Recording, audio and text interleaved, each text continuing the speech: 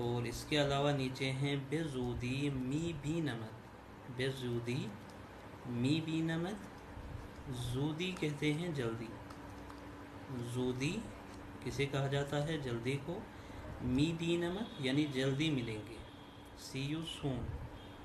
रोज़ खूबी दाश्ते बाशीद, आपका दिन अच्छा गुजरे, रोज़, रोज़ नहीं है रोज़ कहते हैं, रोज़ खूबी दाश्ते बाशीद यानी कि आपका दिन अच्छा गुजरे, have a nice day, have a nice day.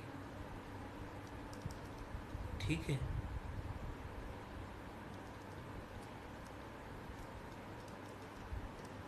तो ये थे आज के जुमले जो रोज़मर्रा में इस्तेमाल होते हैं। तो इसमें अपना तारुफ़ कैसे करते हैं और किसी से हालचाल पूछना हो तो किस तरह हम हालचाल पूछते हैं, तो इसमें हमने वो सारी चीज़ें सीखी। अब कुछ अहम चीज़ें और हैं जो हम अगले सबक में भी सीखेंगे, जैसे कि शुमा अज़